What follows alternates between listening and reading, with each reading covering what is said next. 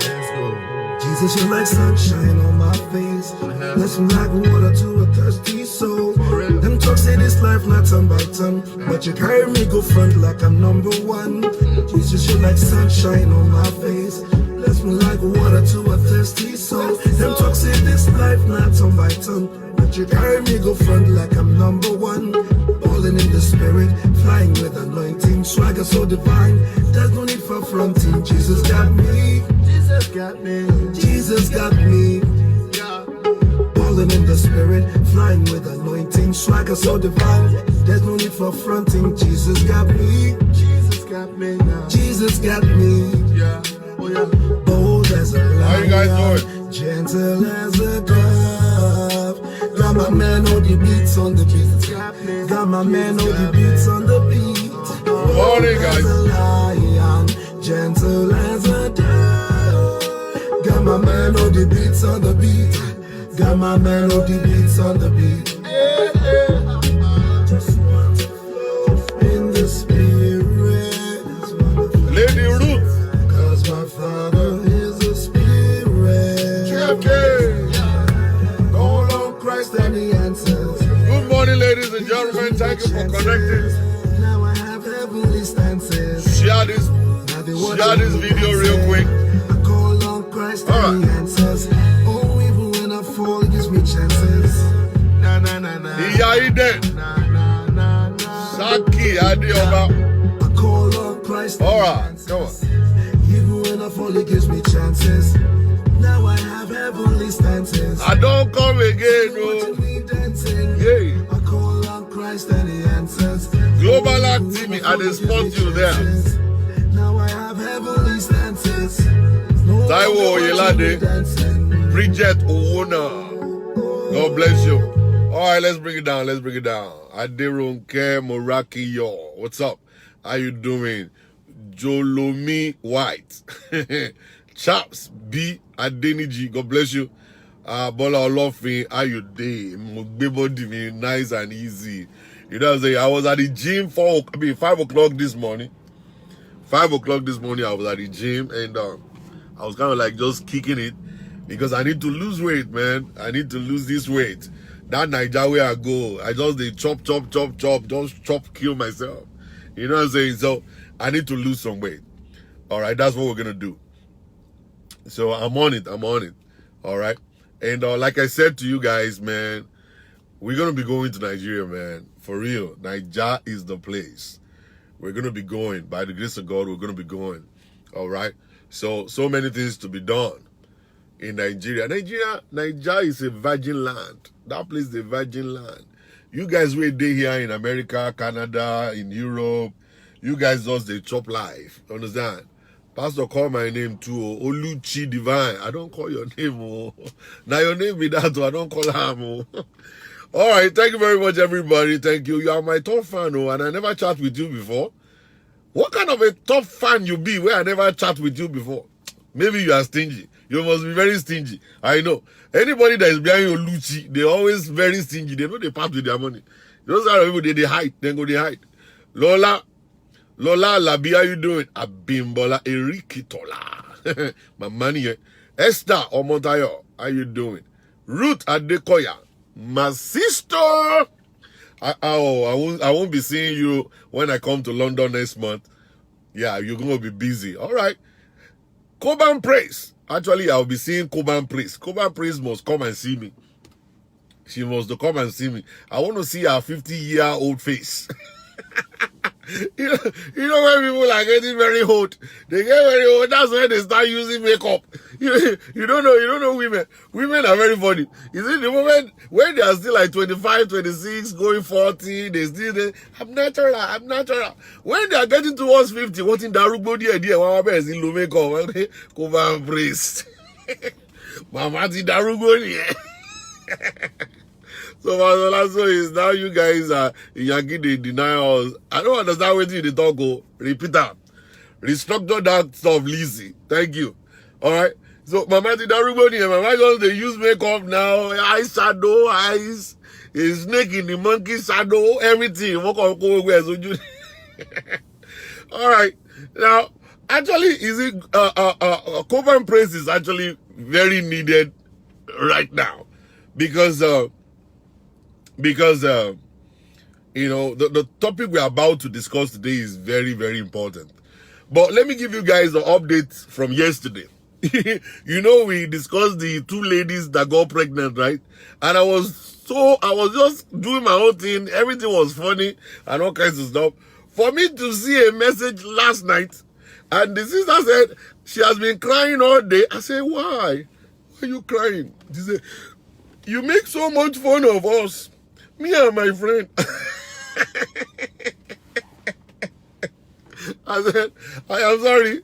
It was when I was talking to you, you said the manhood enter into the womanhood. You see, that womanhood thing just got me, just turned me crazy. You know, I don't even know what to say, because that stuff is so funny to me that even everybody online, they were actually constructing so many things that say Pastor Shola hood, banana hood. Everybody, they're all saying all kinds of stuff. I'm really sorry. It's not like that. But the issue is that advice is actually good for you. Follow that advice. Don't look at how funny the whole stuff went. Okay, all you need to actually look into is the advice. The counsel is that don't abort pregnancy, keep the pregnancy, and let it be there. Take care of that kid. You never know. Maybe that's the only child that you're gonna have in your life. You don't know. All right. So I was she didn't feel good at all. She didn't feel good at all. I'm telling you. So, but we apologize though. It's not like we're making fun of your situation. It's just kind of like, you know, we actually mix fun. You see, I hear you, Lee. You know, if we are too serious, we will be ruining a lot of things and we won't live long. So we have to laugh and crack jokes along the line, you know, so we can actually keep our life, you know, in balance. All right. So that's the advice. I think you should follow it, and you will get to a better destination. All right. If you are listening, that sister, we're not making fun of you. We believe you have made a mistake, and it's a very costly mistake. We love you. We stand by you. But the issue is that I see comedy in everything, in every little thing. Some people may be crying. I mean, there will be something that will be inside of the story that will make me laugh. All right. Oh, there was one day I went to a place when they said somebody just lost the mother. So I went there, and when I got there, and everybody was like, hey, yeah, Ekpele, hey, yeah, how are you? God bless you. We won't see this kind of stuff again. Oh, this.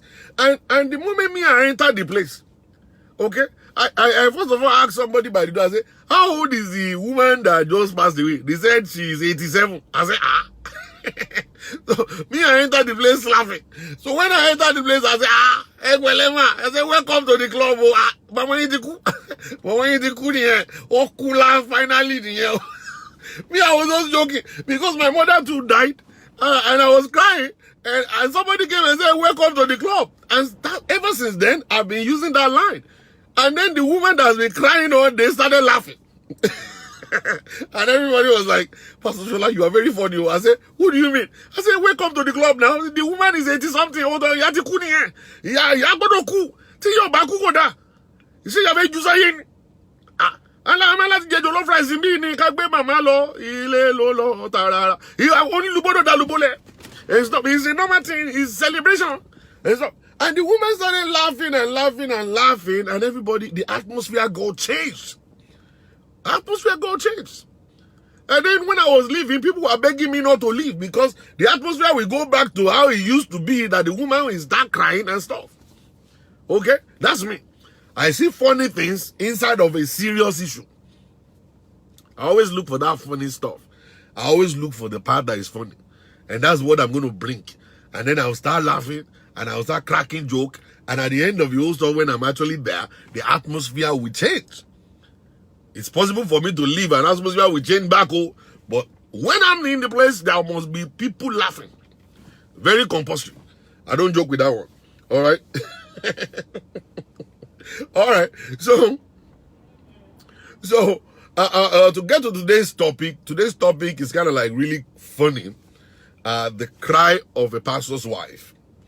I woke up like around 3 o'clock this morning and I saw the text message, Actually, it was on WhatsApp, not on Facebook. So I couldn't see the picture of the woman, no name, no nothing, but there is a phone number. And that phone number is the Niger phone number. So when I read the story, she was kind of like really bitter. Her husband, they've been married for some time, and she has been inside of that abusive relationship for 19 years. You know what I'm saying? So, the guy has been very, very crazy. Just imagine a pastor who doesn't stay at home anymore, sleeping in hotels all around the place, and he doesn't eat at home anymore. And even in church, his wife is not allowed to sit next to him. His wife is not allowed to sit next to him. Number one, I don't believe in that kind of a doctrine. All right? In as much that God has called the husband, the wife is called also. All right? She might not be called to be a pastor, but she's called to be a supporter. Whatever a man becomes, the wife is actually going to be next to him as a supporter. So I think the best thing is for them not to sit on the altar if it's a matter of the altar separating them. If it's a matter of the altar separating them, so let them sit with the congregation. I believe in that one. Sit with the congregation so that your wife will sit next to you. All right? It's a very important thing. Pastors who do that, they don't allow their wife to sit next to them is because of the bad things that they're doing. It's going to be bad things that they're doing. All right? So your wife should be allowed to sit next to you. So if it's a matter of the altar that is separating you, then stop sitting on the altar. Sit with the congregation. Okay? You sit with the congregation. I actually love to sit with the congregation because when you sit on the altar, what happens is this, and people don't know. It's a psychological thing. Immediately people see you on the altar, they quickly imagine that you are the assistant of God. Okay? They quickly see you as the assistant of God. Pastor Shola anointing you. My pastor is deputy Jesus. Okay. They quickly see you as the assistant of God. And that is where they place you. All right? They respect you so much that you must not commit sin. They reference you so much that when they see you, they call you daddy, daddy, daddy. They bow to you. Even people that are older than you, they bow to you. It is because of where you're sitting. Your collar, the white collar and your black shirt. It makes you to look like as if to say you are assistant of God. So whenever they hear that you have done something human, they get shocked. What? Pastor Shola did this? No way. It's not possible. The guy is very holy. No, it's not. That is why I choose to sit with my congregation. That we are all sitting together here. You see, me going to the altar to go and sit down in the altar, to go and preach in the altar, and staying there and be doing all manners of things there, it is grace. It is not because I'm actually different from you guys. We are the same. We are created the same. We have one head, two eyes. All right? I gave myself to the service of God. I studied the scriptures. God called me, gave me anointing. That's why I am different. Okay? I'm only different by the anointing. I am not different as human being. I am the same like everybody. So I'm sitting with you inside of the congregation. So let's sit together. So when it is time for me to go to the altar, I go to the altar. When it's time for the secretary to go to the altar, the secretary will go to the altar. When it's time for the choir to go to the altar, we all go to the altar. And I got to sit beside my wife. I got to sit there beside my wife. I got to make people to know that I'm a complete man. All right? Even though I don't have wedding ring in my hand, but my wedding ring is in my heart. All right? So I got to sit there. We got to represent. All right? People must know that this is the person, all right, that I'm with, the person praying for me, the person cooking my food, the person that is satisfying me in my bed. All right? And then the kind of respect they give to me is what they give to her. They respect her the same way they are respecting me. Because I'm respecting you too. I got to respect you as a pastor. Okay? And you as a congregation, as a member of the church, must respect me back. So we both must respect one another. And you must give that same respect to my wife. Alright? You must give it to my wife. So that is why I have to sit next to her. That is why I have to carry her along in my dream. That is why she must be my next of kin. That is why she must know exactly what I'm passing through. Alright? So when we are talking about relationship, we are not talking about you see, listen, people believe relationship is just a child's play. It's a covenant. Nothing must separate you. It's a covenant that I agree with this one, and this is the one I'm going to work with. Can two people work together unless they agree? No, they cannot. They have to agree, and then they work together. The moment there is agreement, there is a working together. Nothing must separate them. Inside of the church of God, people must know the wife of a pastor.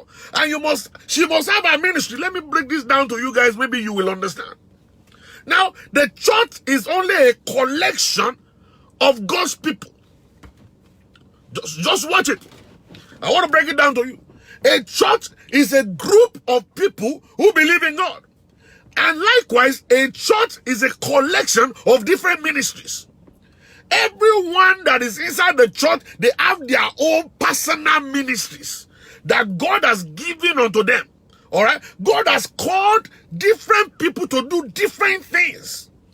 Inside of that congregation, they are all in ministry. There are some, they have the ministry to pray. There are some, they have a giving ministry. There are some, they have the healing ministry. There are some, they have the teaching ministry. There are some, they have the help ministry. There are some, they have the preaching ministry. There are some, they have the different kind of ministries. They are all combined together in a church. So everyone that comes to a church, they are all ministers. Because they are ministering on different levels as God has called them and as the Holy Ghost has given them the grace. Alright? So the wife of a pastor is ministering in her own capacity. She's supposed to be the one that will show the women. This is the way the church is supposed to be. This is the vision of my husband. I sleep with your pastor. I hold the banana of your pastor every night.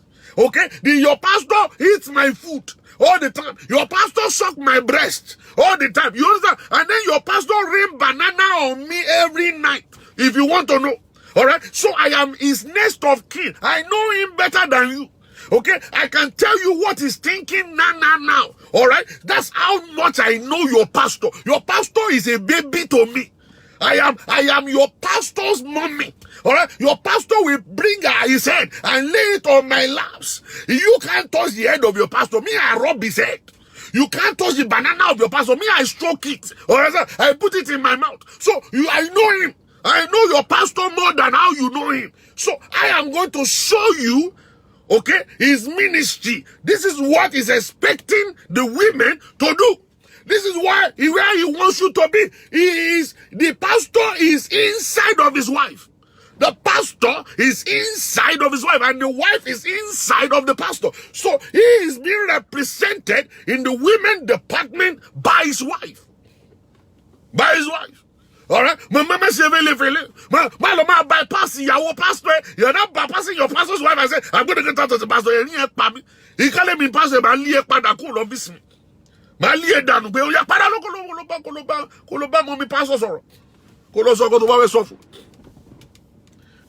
I'm saying?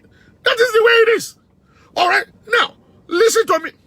If any pastor is now relegating their wives, pushing their wives to the background, there is a situation going on.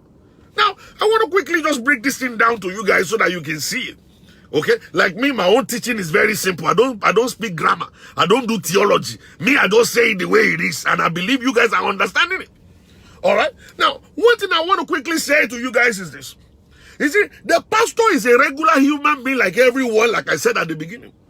He's a regular human being. A pastor, we are all passing through marital difficulty, oh, Baltimore. We are all in marital difficulty, Every pastor, we are all praying. Father, help me. My marriage must stand. I must not fail. Do you understand? Sometimes I get so scared that I ask myself, if something should go wrong with your marriage, with this your mouth, this your stupid mouth that you're doing, how will you be able to teach about marriage when things go down? Then I tell myself, it won't go down. I will do everything possible to make it not to go down. And sometimes when I say, my wife will say, I say, he say,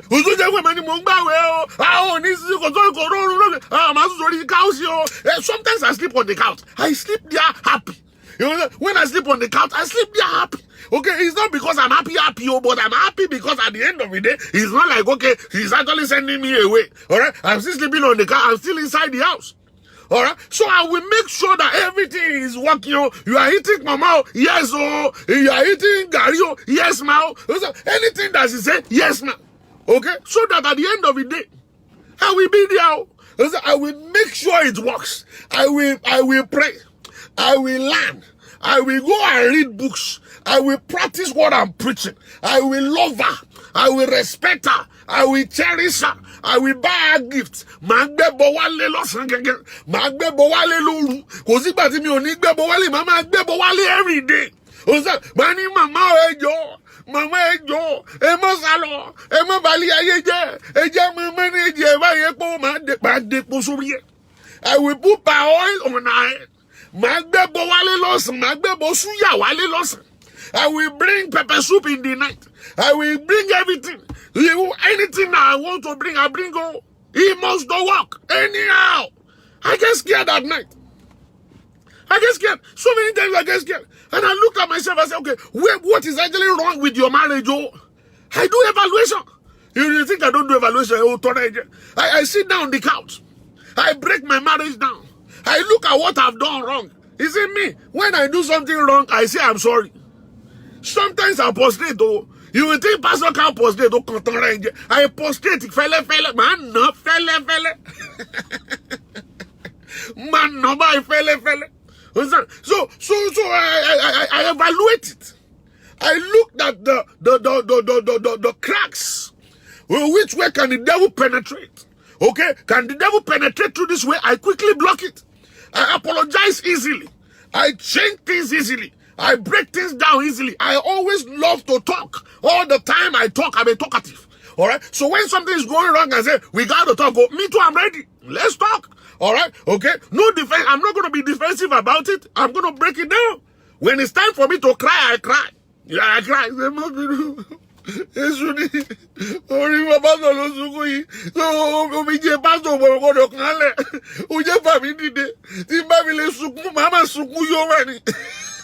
You know, that's the stuff. I cry sometimes. Okay? So many things. There's so many things. Marriage is more of sacrifice than anything. Anybody that say, I'm the man, you are trying to prove right. And the woman is actually proving right too. You can't last in marriage. As a matter of fact, I can live with anybody. You will not believe me. I can live with anybody. I can live with a crazy woman.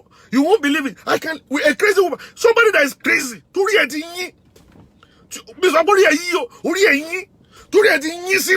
I can live with the person. I can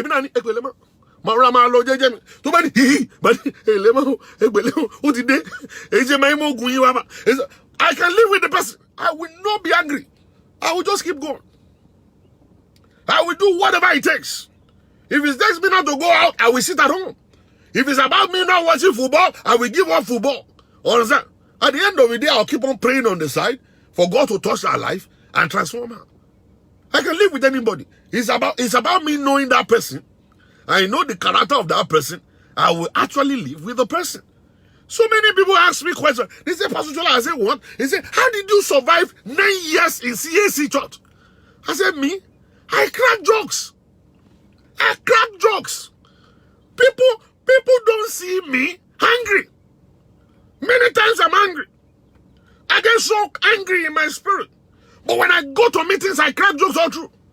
That was how I'm able to hold myself down. That was how I was able to go through situations. I crack jokes. I laugh at every situation in my life. I might actually be in a marital mess sometimes. I will just be laughing. I will just crack a joke and start laughing. So many times. Okay? When people come to me for counseling, I laugh. I crack jokes and I laugh. And they look at me at the end of the day, God will just answer their prayers. Because I laugh. I smile all the time. So, 9 years in CSE wasn't easy. It was hell. But I laugh through it.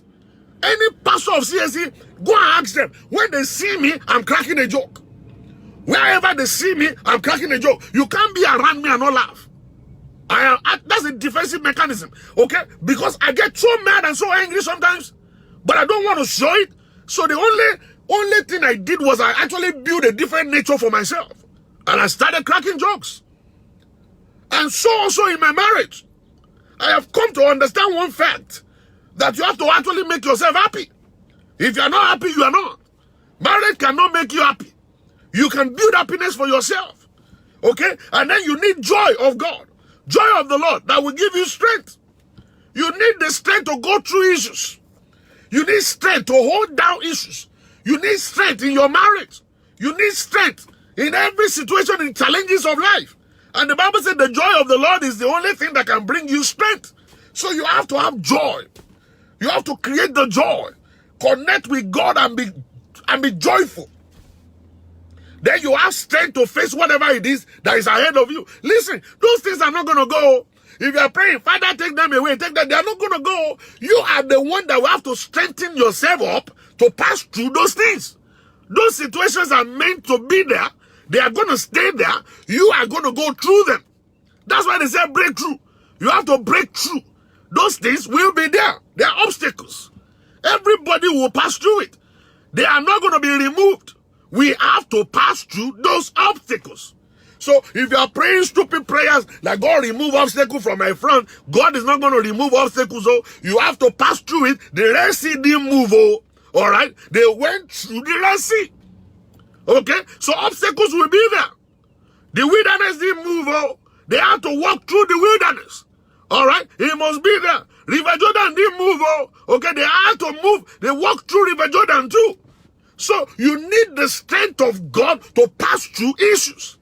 The strength of God in your marriage. The strength of God in your job. The strength of God concerning your business. You need strength. And that strength can only be given to you by the joy of the Lord. So I created happiness around myself. I actually borrowed the joy of the Lord and I kept it. And inside of me, I am so happy within me that anytime people come around me, the joy will overflow. That joy will overflow. People don't know. They always ask me, Pastor, do you really have problems? I do. The problem I have is more than Oju Congo call. I'm telling you, trailer ni container load of problems, money. Container. Somebody say, you need problem, you need container. But I have already asked for strength from God to continue to pass through my situations. I pass through problems of my life because of the joy of the Lord. That joy is giving me strength. Even though I am down sometimes, inside of that down moment, I see joy. I laugh it through. Sometimes I am actually depressed. You don't know. You see, inside my depression, I laugh through it because of the joy of the Lord. Many times I fall sick. I don't tell you. But inside of that sickness, I stand up and the joy of the Lord keeps me going. That is what it is. Okay? Many times I have marital challenges. Okay? All these things I'm teaching, you think I'm just teaching it for fun? No, I've gone through a lot of it. And then God helped me to come out of it because of the strength of the Lord. All right? So if you're just sitting down there, if you're just sitting down right there, and you say, I'm going to pray, I'll pray, Father, take this thing out. God is not going to take it out. God is going to make you to break through. You're going to have to break through. You're going to have to break through and become somebody in your life. You're going to break through. God is not expecting you to be a kind of a weak person. God is not expecting you to be a quitter. God is looking for people that will pass through things and break through and come out on the other side. Those are people God is looking for. Shadrach, Meshach, and Abednego. The fire didn't go. They had to go into the fire. They entered into the fire. Okay? They broke through. They came out on the other side. They were still living. Okay? That's the way it is. You don't run away from things. You have to develop the joy of the Lord that will become a strength for you to pass through challenges of life. And you will go through challenges of life because of the strength that God has given unto you. All right? That's what it is. So, now, there's so many things going on in the ministry that pastors are humans like you and I. They are all pastors. They are all human beings. It's only the grace of God that placed them where they are. That placed them where they are. It's just the grace. Oh, it's the anointing. Every one of us, we are anointed. We are all anointed. Inasmuch that you are in Christ, you are a minister of the world. There is a ministry God has committed into your hand. You may not be officiating and be standing on the pulpit. Yours may not be pulpit ministry. That's why they don't know you. Like every one of us want to always be on the pulpit anyway. But not everyone is called to be on the pulpit. Some of us are called to be on the background. Some of us are called to be supporters. Some of us are called to just be somewhere and be doing the ministry. But every one of us want to get noticed. Every one of us want to get seen. And that's where we make mistakes. It's not like God didn't call you. There's a general calling for everyone. We are all called to go and do one thing or the other for God. But not everybody is called to pulpit ministry. All right? Sometimes you call yourself to pulpit ministry. Maybe God called you to be a supporter somewhere. Okay? But maybe God called you to be an evangelist. Maybe God called you to be a prophet. Maybe God called you to be a teacher. Maybe God called you to be a pastor. Okay? There is a specific call upon your life. You have to function in the call of God over your life. Don't just jump because you are envying some pastors and then you want to be like them and then you now jump on the altar and you want to be seen, you want to become popular. No, if you do that, why jegba? And that is why a lot of pastors today don't understand that they go outside of the call of God upon their lives to actually want to become like another person. And then within that time, they miss it. The arrogance in them, the pride in them that was pushing them before, now is now well pronounced. Then they will mess up on the altar.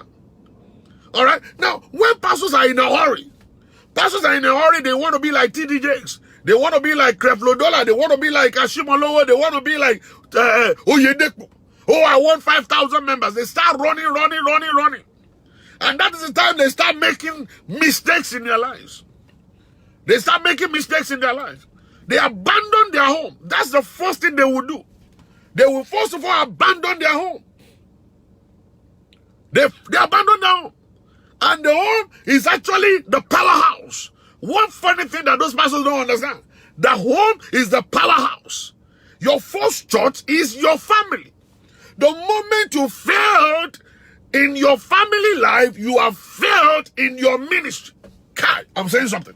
Now, the moment you have failed in taking care of your wife and your children, training them, loving your wife, being a right father, being a good husband, and you are a good teacher at the church, you are a good pastor at the church, you are still a failure. You cannot beat that. You are still a failure. A failure is a failure when you fail in family life. When you as a pastor failed in your responsibility as a husband, you are a failure in ministry. When you as a pastor failed as a father to your children, you are a failure in the ministry. All these stars and glory and all kinds of stuff that people see you on Facebook, oh, you are shining, you're big, you have microphone in your hand, it's all demonstration of failure. The moment you failed in your responsibility to your wife, you are a failure in the ministry. Your first church is your family. That's your first family. And it's the major family, major church that God has given unto you. All right? So when you are busy running around, chasing the wind, most of the time you abandon your home and you believe it doesn't matter. You should understand, I'm running after money, I'm running after fame, I'm running after a large territory. I want the church to become 5,000 members. I want the church to be big. And then you abandon your primary assignment. You are a failure. You have been failing for 10 years and you didn't know. you are a failure. All right? Now, along the line, you see, the business we do as pastors, the business we do women business. You see, 98% of people that patronize pastors are women. All right? Women, they patronize pastors. Now, you will see very beautiful women. You will see very influential women. You will see very rich women. You will see all kinds of women. There are women that are supportive. There are women that are very kind, very loving. There are women that are generous. You know, they open up their treasury to you. And as a pastor that is running after money, running after the fame, you need the money. So you will gravitate towards the rich women, and you want to satisfy them because those ones are not satisfied in their own relationship anyway. The husband is rich, the wife is rich, the husband is always traveling, the wife doesn't have anybody to validate her, and all kinds of stuff. And before you get to know it, the woman will be so generous to your ministry and start pumping money into your hand, giving you 1 million today, 2 million tomorrow. By the time you get to know it, you and the woman, you are already having a relationship. And then you start banging the woman. And the woman will now become the most important person in church. And then, at that point in time, you can't stay at home anymore because you have about 17 different ones that are dropping money. They are dropping money. So you're actually in a hotel today, another hotel tomorrow, another, and you can't eat at the house. Because every time you go out with those women, they bring food. They bring food. They will cook for you. They will bring the food. The best of the best wine. On your birthday, they give you a car. You'll be so surprised. On your birthday, they take you on a trip, on a cruise without your wife. You can't take your wife along. On your birthday, they take you to Dubai. And then when you get home, you always tell your wife, I'm traveling. There's a minister, and I'm ministering in the place tomorrow. I'll be ministering in Dubai next week. I'll be ministering in Chicago. I'm ministering in Afghanistan. I'm ministering in Somalia. You are ministering everywhere, but your wife cannot go. I understand. Because I don't go everywhere with my wife too. Because the churches that invite me, they don't buy ticket for two. They only buy my own ticket. All right? So you start going all around the place, and then all of this stuff is messing your life up gradually. You are making the money. You are becoming popular. You are building a gigantic church. People are gravitating towards you. But one thing that you have forgotten is that you have abandoned your first assignment. And your first assignment counts big time. It doesn't matter how many people come to your church. It doesn't matter how much money you have in your bank account. If your first assignment, if you fail in it, you are a failure in the ministry. Failure in the ministry. You're a failure in the ministry. I'm telling you. You're a failure in the ministry. So now, all these mommy pastors, the mommy pastors, they are suffering in silence. Many of them cannot say it. Many of them cannot open their mouth to talk about it. Because, I don't want to mess up the ministry of my husband. I don't want people to see him to be a bad person. I don't want people to see him as a sinner. So they'll begin to support his lifestyle. They begin to support whatever he's saying. They come to church smiling all the time. Even though behind that smile, there is bitterness. So they suffer in silence. They come every time people see them glowing.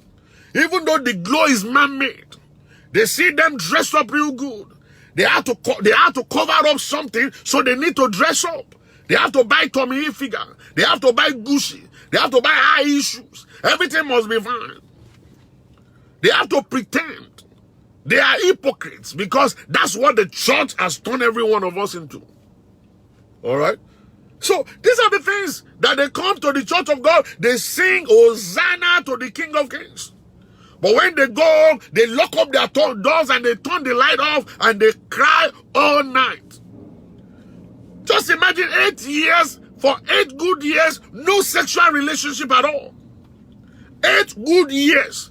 And the pastor is enjoying himself all around the place, but the mommy pastor in the house, no sex for her, 8 good years, and she's still going to... Is it one thing I come to find out? Is it when you see a lot of women that are cranky, and they're wicked, and they're mean, and they're always unhappy, is because of they don't get sex. When somebody didn't get sex for 2 days, 3 days, 1 month, 6 months, 1 year, the person will become a witch. You don't know. He will be so mean. He will be meaner than the devil. When you see them say, I was only greeting you, man. I say, mommy say daddy you are laser. Look at me, daddy was letting you. Daddy disallow you. No sex again. Arama go. They will be so cranky and so bitter that ogunio. Sex is ogun. If you go back le blue kwa ya to vaginal to us. To back vaginal to bue. When you wake up in the morning after you have enjoyed a very fantastic sexual night, okay, sex night, you will wake up in the morning, you'll be feeling like another girl. You'll be smiling. Everybody around you will notice the glow. They will say, you are so happy today. Say, it's God. It's not God. God didn't have sex with you. It is the sexual relationship that is making you to glow. Tell us the truth. You understand? That's tell us the truth. And when you see a woman that is so dull and so looking like as if to say she want to commit suicide and she's always unhappy, she doesn't dress well anymore, she's just doing jaku, she's just doing nyama, no sex for her. When you calculate it, you find out that it has been 1 year. Ìyá ti jẹ mama bàjẹ́.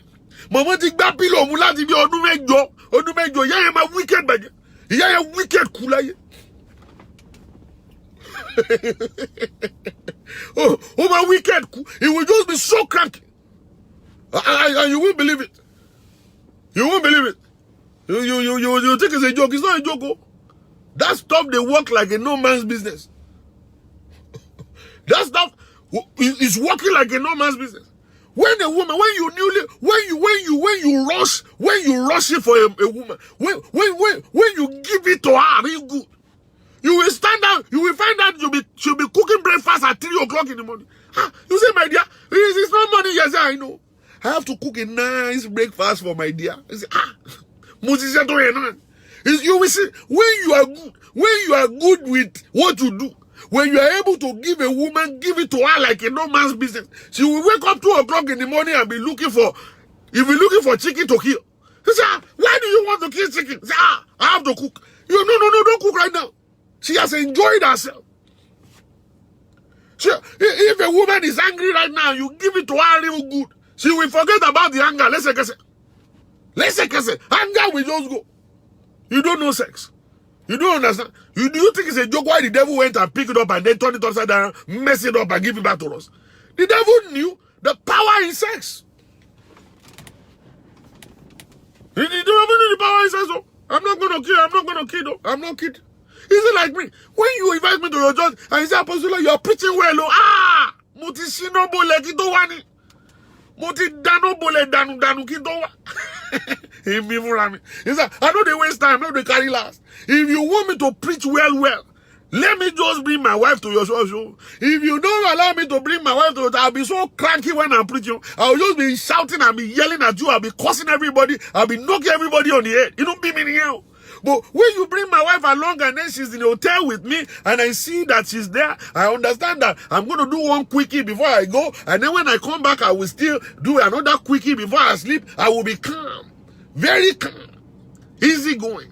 You don't see Pastor say, glory to God, hallelujah, somebody go, I like your heart, thank you very much, hallelujah, glory to God, today is a wonderful day, hallelujah, somebody, glory to God. I'll be speaking for them. When I come to your daughter and I say, hallelujah, Joe, everybody stand up. You're going to shout one, praise God. You're going to say, I am angry.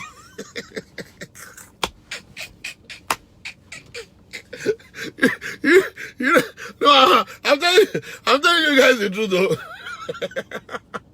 No, I'm telling you guys the truth, though, for real. I'm telling you guys the truth. That's the power. That's the power. Big time.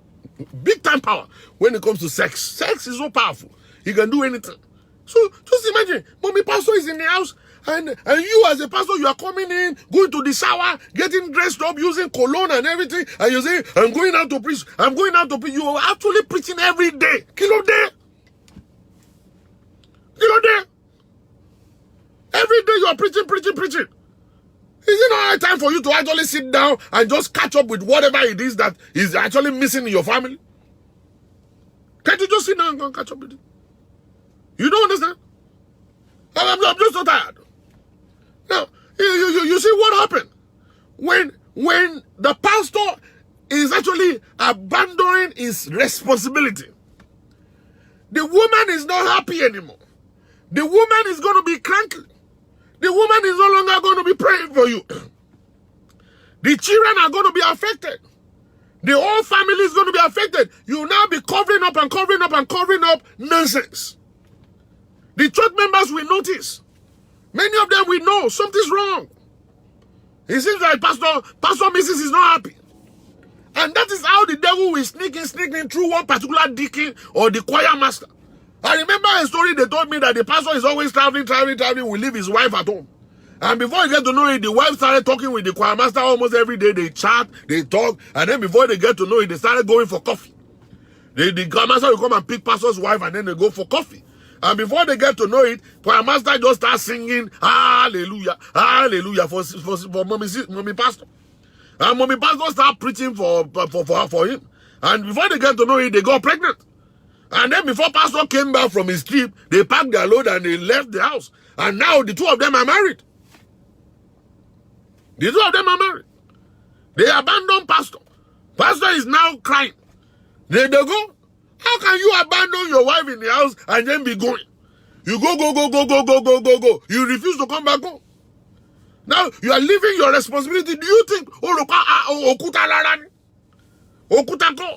even as we're saying it, that men always want to have sex. There are some women too. They are sex. Their first name is sex. They want to visaraku.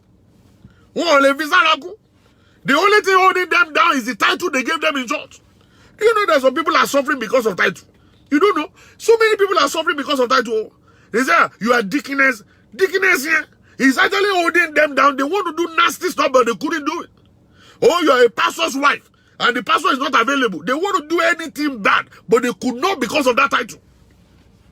Because of that title. They couldn't. Okay?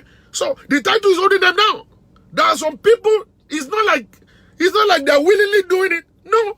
It's because of the title that is holding them down. Remove the title, you will see the kind of person they are. Oh my God, you don't know anything. Alright? You don't know nothing. So, now, the issue with all this stuff is this. All this stuff is that as a pastor, the moment you are running after the things of the world, you will fail in your responsibility. There are women out there, and those women, they always come with their problems. They put their problem on your neck.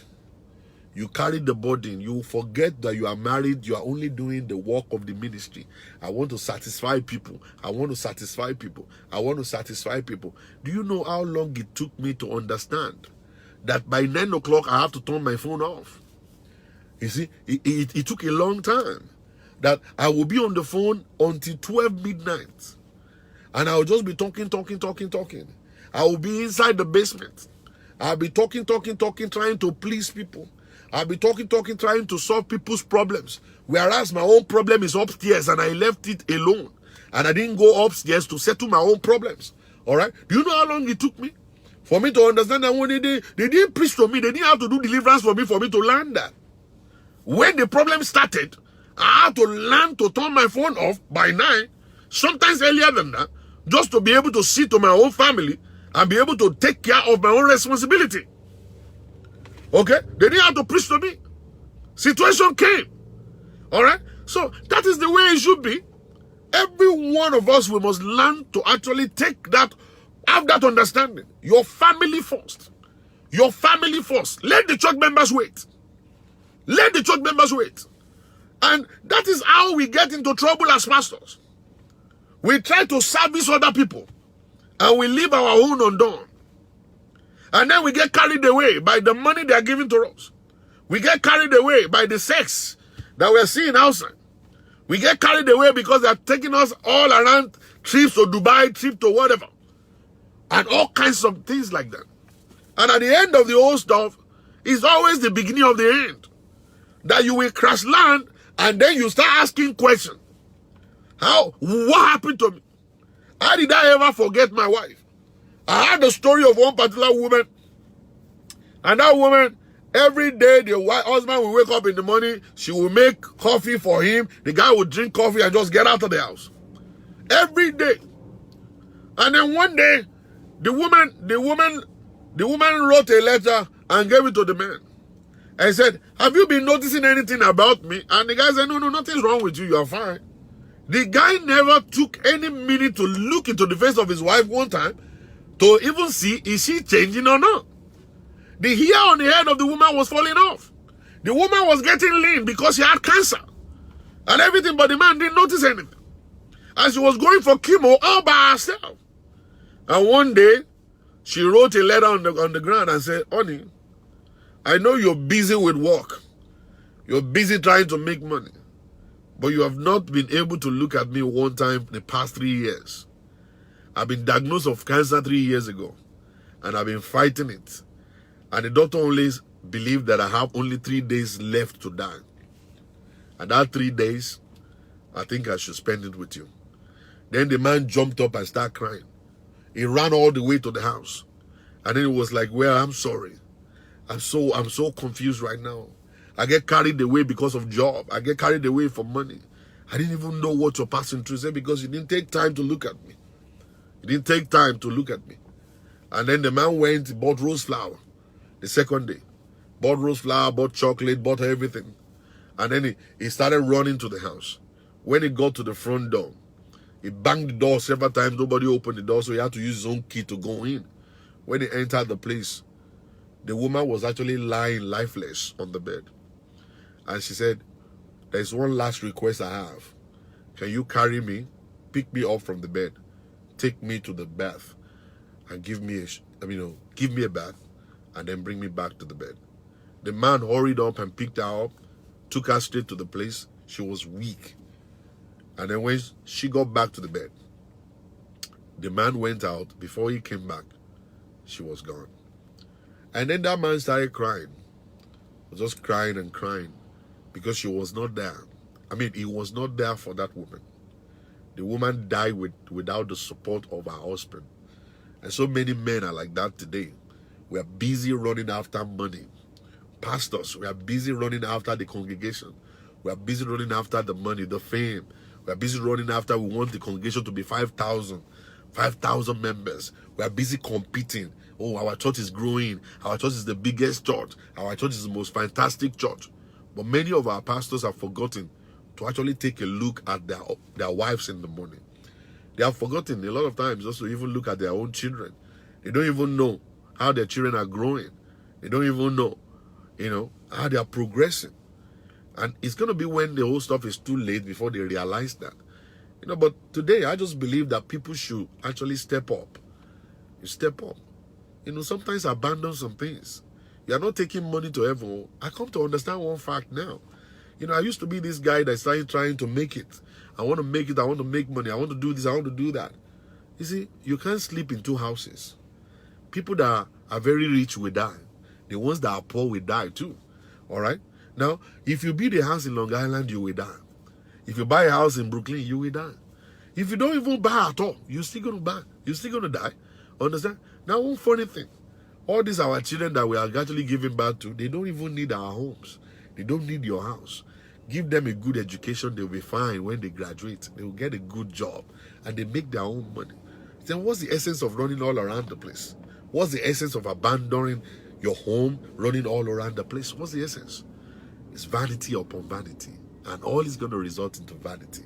I believe the kind of life we should live is a life pleasing to God. Enjoy yourself. Carry your wife along. Carry your husband along. Let your children, let them be able to witness love. Right? Firsthand. Let them see love in operation between daddy and mommy. Let them learn love between daddy and mommy. And then they grow in love also. That's the most important thing you can leave for your children. Give them education and show them the way of love. That's all. You can live in a one-room apartment, but let love reign. You can be a pastor. Run after the church members, and when it's time for you to run after your wife, you do so. When it's time for you to turn your cell phone off, you turn it off. When it's time for you to buy things for your wife and get to give her attention, you do so also. All right? That's exactly what it is. But so many of us, we don't. We just don't care. We just believe in all these worldly things. I want to buy a new car. I want to build a new house. I want to do all this. Don't bother my life. Oh, don't bother to call me at work. Oh, I don't want you to call me at all. Don't call me this. I know one particular man who has told the wife, said, don't ever you call me when I'm at work. Emergency happened. The son was coming from work, from school, had an accident. The woman was called, ran all the way to the place and picked up the baby. And they were looking for money. The woman went empty her bank account and stuff like that, couldn't get enough. And she couldn't call the man, so she left the man a message. The man didn't check his phone because it was a message from his wife. He didn't bother to check it. But it was late. The boy died. And when he got back home, they gave him the news. Then he started blaming his wife. Why didn't you call me? He said, but so many times when I call you, I always get into trouble. But I left you a message. He said, I didn't check it. And he looked at it. And he found that he has been warned. Okay, so many people have entered into situations like this. Point of no return, no remedy. Just because of your lack of sensitivity. You know, so many people are not sensitive enough. You know, you don't want your wife to bother you. You don't want nobody to bother you. And, you know, by doing that, you mess a lot of things up. All right? So, even pastors' wives that we're talking about, they are in a deep, deep situation. Many of them are enduring so much. When you go to their meetings, you let them open their mouth, they talk about this different stuff they're going through. My wife is going through so much too. I will run after the church members. I will do whatever. I abandon her in the house many times and go somewhere. Oh, I want to go check on somebody. I'm gone. But that's your primary church. If you fail as a husband, you fail in all. You fail as a husband, you fail in all. So it is very important for us to actually stop and think well. Stop and think well. Okay? If you build a 5,000 members church and you die, you go to heaven. If you build a 50 member church, you die, you go to heaven. The number of people you are able to touch is good. Let them genuinely be born again. So many people have 5,000 and nobody's going to heaven among them. It's a wasted life, wasted effort. And then you fail as a husband, fail as a father. All right? So, you see, one funny thing is this. Every one of us, we have level of grace. Always realize your own level of grace. Know it. And walk within it. You see, put your wife first after God. Put your children next after your wife. And start building your life just like that. The moment your relationship is working, you will become relevant and people will want to gravitate towards you to ask you what is your secret. I don't understand anybody gravitating towards a pastor who is a failure as a husband. A pastor who is a failure as a husband is not supposed to be followed. We're supposed to ask him questions. How come your marriage has failed? He should be able to answer us. Things happen, but what happened? What did you do? What efforts did you put into it? Did you just let her go just like that? Did you fight? Did you fight for your marriage? What exactly did you do? It's the most important thing. So people should understand it. You run after people that are success in relationship. They have put a lot of effort into their homes. They have sacrificed everything just to keep it going. Those are people that you need to emulate. Those are people you need to follow. When you follow men that gave up on their relationship, they will give up on anything at any point in time. You see? They give up on things. They always give up anyway. They don't want to actually work on their relationship. They give up on it. So when you see such a kind of person, they are not going to be a good mentor to you. They will only teach you to give up on things when things are going wrong in your life. And like I said at the beginning, things don't get removed. Obstacles don't get removed. We pass through obstacles. That's when they say we have broken through. So we break through things because we have the strength. And the joy of the Lord is our strength that will take us through the journey. May the God Almighty bless us in the name of Jesus. I'm going to come back tomorrow by the grace of God, and we're going to talk more about this issue of pastor's wife, because I didn't get to go through it as part of the story because God just took me through another route. But we thank God that God is actually faithful. He has done well for us this morning by the grace of God. I'm going to be coming into London next month by the grace of God. Go on my page, go and check it out. It's going to be crazy. And then right after that, I'm going to be going to Dubai. People in Dubai, get ready. Understand? Then I'm going to be going straight to Houston, Texas.